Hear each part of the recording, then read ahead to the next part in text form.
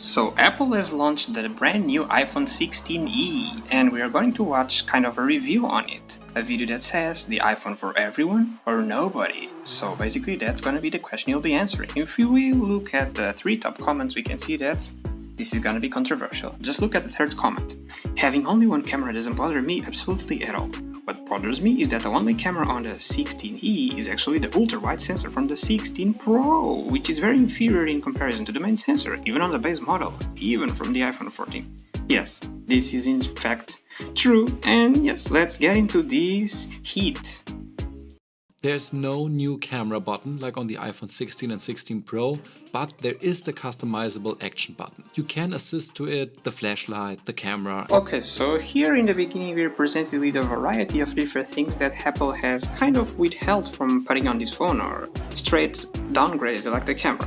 But as we can see, this is the normal behavior by Apple when it comes to low-cost phones, even though this is not really low-cost, but we know that's how they're trying to portray it. But there's a strange thing happening here in the sense that we know that they take the pro things and keep for the pro phones, the expensive ones, like the dynamic highlight, like the new dynamic camera button, like MagSafe. These are all things that this phone is missing. However, for some reason this phone does have an action button, which me personally I would classify as a pro thing as well. It's kind of new, it has like 1-2 years max. It's a new feature still, and yet it's still present on this phone for some reason. We don't know why, just like Apple Intelligence is present here as well, even though it would also be something classified as brand new. And the topic of Apple Intelligence as well, this is a feature that has so much potential. AI in general has so much potential to help people, and yet I feel like each and every implementation just makes it awkward to be used and unreliable, so no one is really excited about it. It doesn't really matter because when I compared the two in extreme situations, neither the image quality nor the focus, nor the stabilization were noticeably different.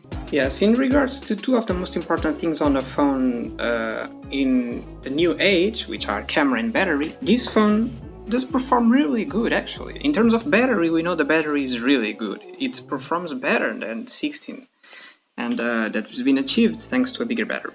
And when it comes to camera, even though it has only one camera, number one, we already expect that from Apple's low-cost phones, even though this is kind of an expensive phone as we know.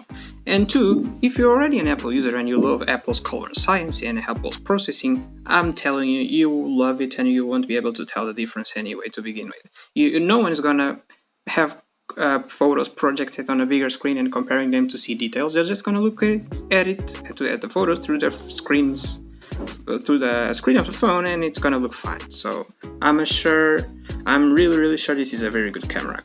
So you can always tell that you have the cheaper iPhone, that there was a compromise made. But what I think is interesting, that some of these features are exclusive Apple ecosystem. So to conclude and to answer the question whether iPhone 16e is for everyone or for nobody, I would say almost for nobody, because let's make it clear, number one, this is not kind of a cheap iPhone anymore, it's expensive, especially in Europe.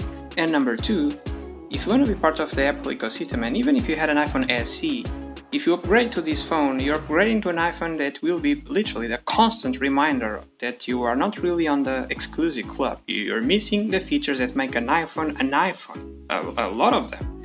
And so you would be better with an iPhone from the regular normal lineup. You would feel way much more as part of the ecosystem than if you were to buy this iPhone, which will be a constant reminder that you're not really quite there, you just bought an iPhone with a lot of compromises on the features that make an iPhone. So this is my take. Do let me know in the comments what do you think. Don't forget to like, share and subscribe. I'm Techinthehouse and I'll see you next time.